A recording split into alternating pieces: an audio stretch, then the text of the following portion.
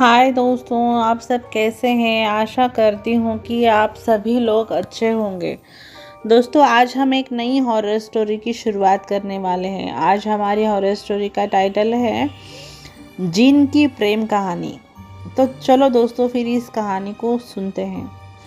प्रेम ऊपर वाले का दिया हुआ अनमोल उपहार है और जिस व्यक्ति को यह नसीब होता है उसे जीते जी स्वर्ग प्राप्त हो जाता है।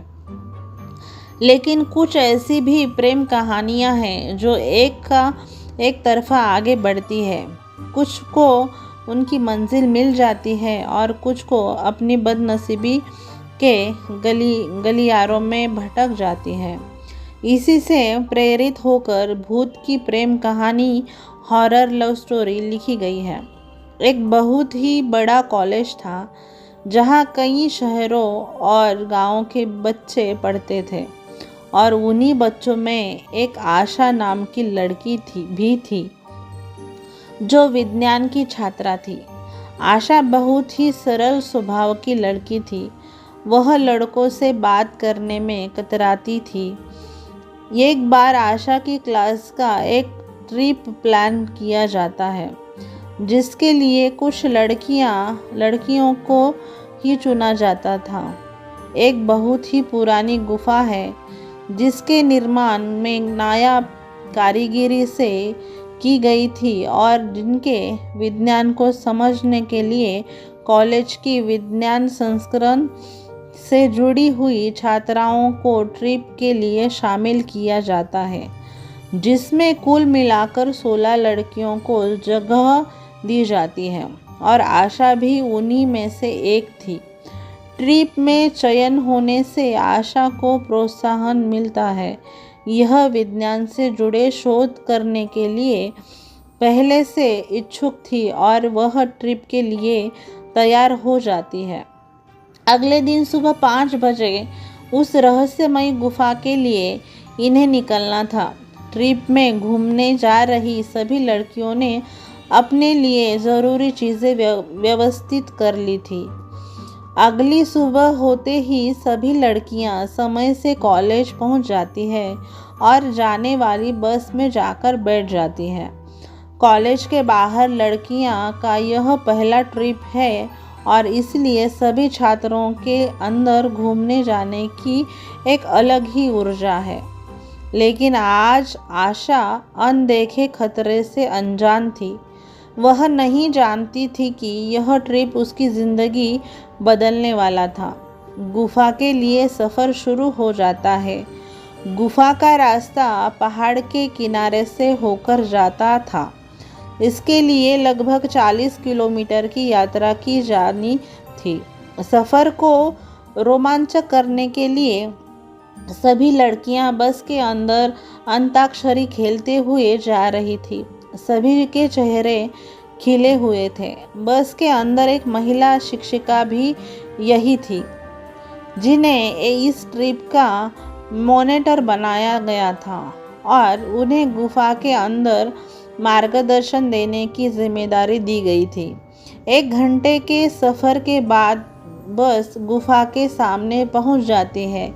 यह गुफा पहले से ही लोगों में डर के लिए बदनाम थी, इसलिए यहाँ ज़्यादा लोग नहीं आया करते थे। इसीलिए यहाँ दूर दूर तक कोई व्यक्ति दिखाई नहीं दे रहा था। बस का ड्राइवर सभी को उतारकर बस गुफा के बाहर खड़ी कर देता है और वह उसी बस में आराम करने लगता है। महिला शिक्षक सभी लड़कियों को लेकर गुफा के अंदर प्रवेश कर जाती है। जैसे जैसे लड़कियां अंदर जा रही थी, सभी की घबराहट बढ़ती जा रही थी। गुफा के अंदर कई पक्षियों ने अपना ठिकाना बनाया हुआ था और इनके जाने से पक्षी मंडराते लगते हैं। गुफा के एक विशाल पहाड़ के बीचों बीच बनाई गई थी, जो अपने आप में ही एक रहस्यमयी कारीगरी का नमूना थी। गुफा के अंदर एक छोटा सा दरवाज़ा था। आशा घूमते हुए उसी दरवाजे के अंदर अकेले ही घुस जाती है। आशा के अंदर जाते ही दरवाज़ा अपने आप ही बंद हो जाता है। सभी लड़कियां अपने प्रोजेक्ट में लगी होती है और कुछ घंटे गुजरने के बाद दोपहर हो जाती है। महिला शिक्षक सभी को लंच करने के लिए बुलाती है, लेकिन आशा कहीं दिखाई नहीं दे रही थी। इसीलिए महिला शिक्षक लड़कियों से कहती है, जाओ देखो वह कहाँ है। कुछ लड़कियां आशा को ढूंढते हुए उसका नाम लेकर आवाज़ लगाने लगती है। सभी जगह ढूंढने पर जब उन्हें आशा दिखाई नहीं देती तो वह घबरा जाती है। लड़कियां भागते हुए महिला शिक्षक के पास जाकर बताती है कि आशा का कहीं कुछ पता नहीं चल रहा है। हम लोगों ने सभी जगह देख लिया। यह बात सुनते ही महिला शिक्षक के चेहरे का रंग उड़ जाता है, क्योंकि ट्रिप में सभी लड़कियों की जिम्मेदारी महिला शिक्षक की ही होती है और यदि आशा को कुछ हो गया तो उसकी जिम्मेदारी महिला शिक्षक की होगी।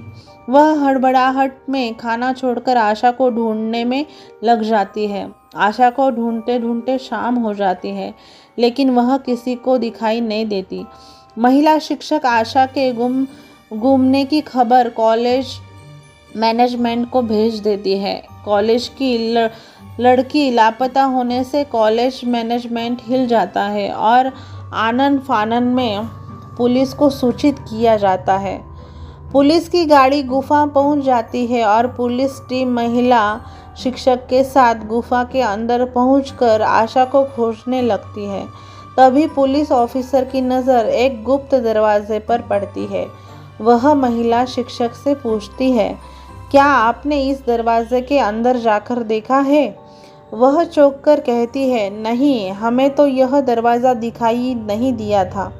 पुलिस ऑफिसर अपने टीम से दरवाजे को खोलने के लिए कहते हैं और जब दरवाज़ा खोला जाता है तो अंदर आशा बेहोश पड़ी होती है।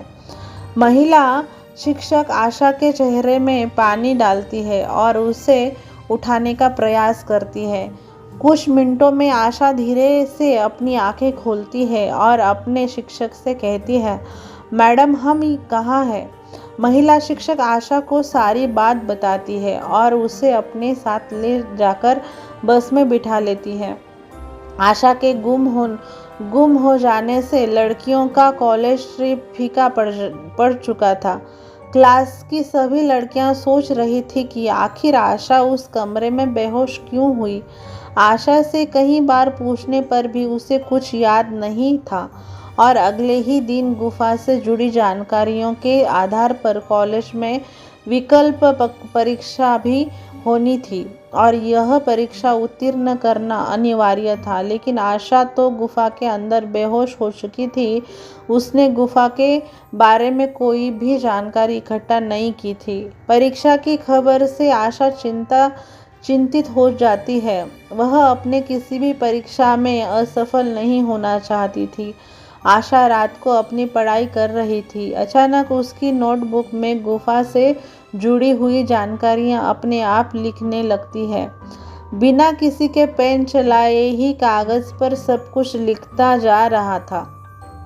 आशा यह देखकर घबरा जाती है और जब सारी जानकारी पूरी हो जाती है तो आखिरी में एक दिल के निशान के अंदर आशा के लिए प्यार के इजहार भरा संदेश लिखाई देने लगता है। आशा यह सब देखकर अपने कमरे के बाहर भागती है और अपनी सहेलियों को बुलाकर वह कागज़ दिखाती है, लेकिन उस कागज़ में आशा के अलावा किसी और को कुछ दिखाई नहीं देता। उसकी सहेलियां उसकी बात पर विश्वास नहीं करती। आशा को भूतिया एहसास होने लगता था। आशा के कमरे में भूत की दस्तक हो चुकी थी। भूत की लिखी गई जानकारी को आशा पढ़ लेती है और सुबह अपने परीक्षा में चली जाती है।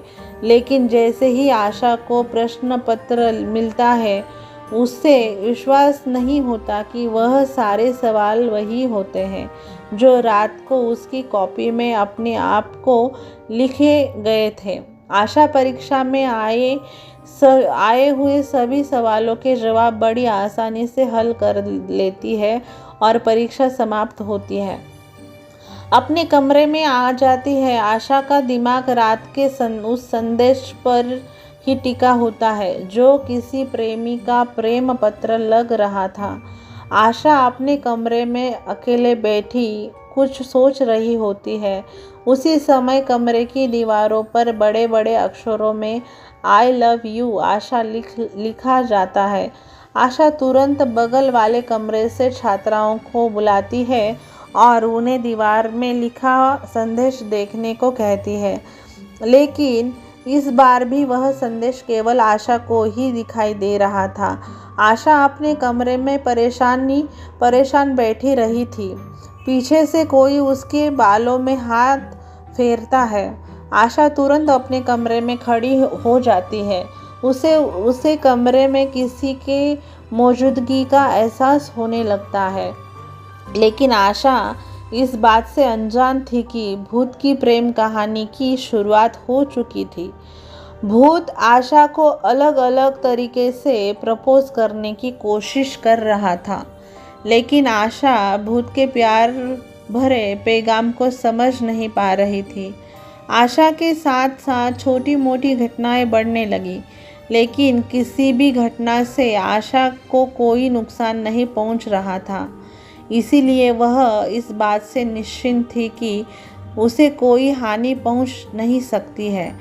आशा के माता पिता उसकी शादी करने के लिए लड़का देख रहे थे और उसी के चलते एक बहुत ही अच्छे घर का रिश्ता आशा के लिए आता है।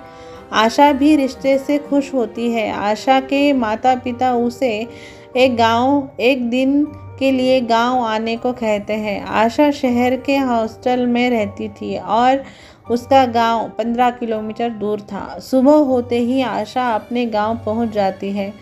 दोपहर के वक्त पर पक्ष के लिए आने वाले थे, जिनके स्वागत के लिए व्यंजनों की सजावट की गई जाती थी और कुछ ही पलों के इंतज़ार के बाद लड़के वालों की गाड़ी आशा के घर के दरवाजे के सामने आकर खड़ी हो जाती है।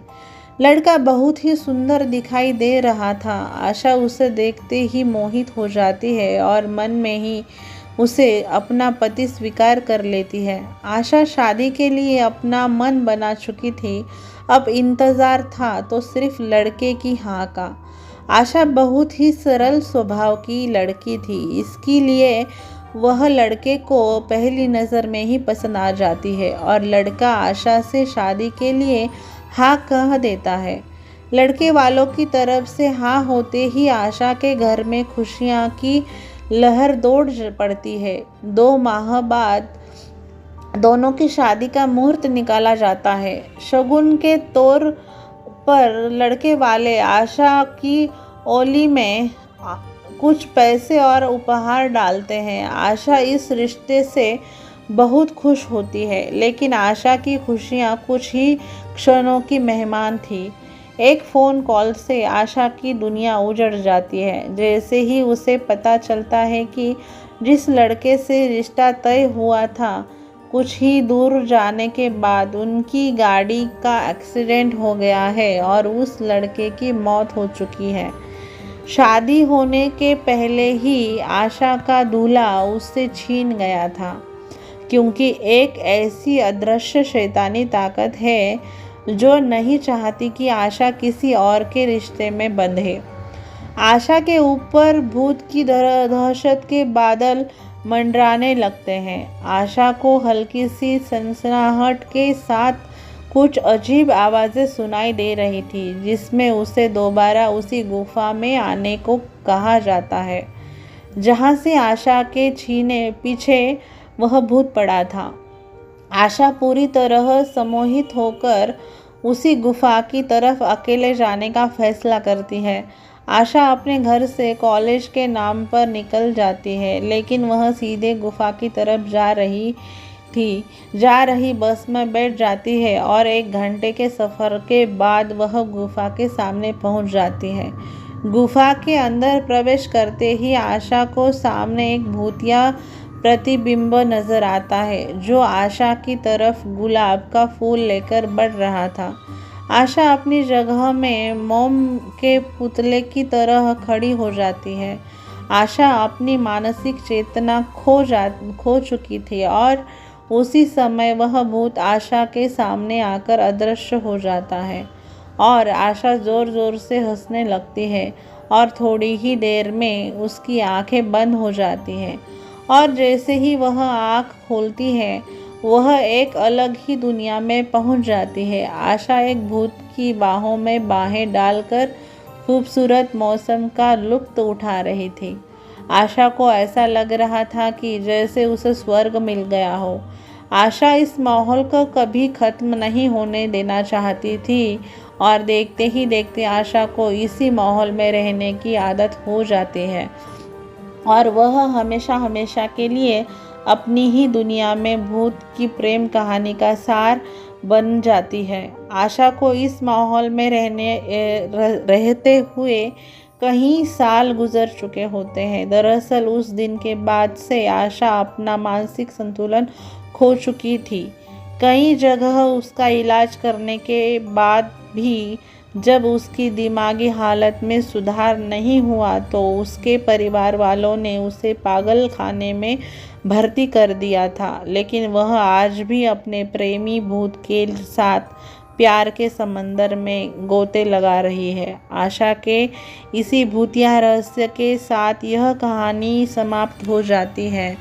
दोस्तों, आप सभी को ये कहानी अच्छी लगी हो तो कमेंट बॉक्स में लिखना ना भूलें और आप हमारे चैनल पर नए हो तो हमारा चैनल सब्सक्राइब करें, लाइक करना ना भूलें और अपने दोस्तों के साथ इस कहानी को शेयर करें। कल मिलते हैं एक नई कहानी में, तब तक के लिए बाय। अपना ख्याल रखना दोस्तों।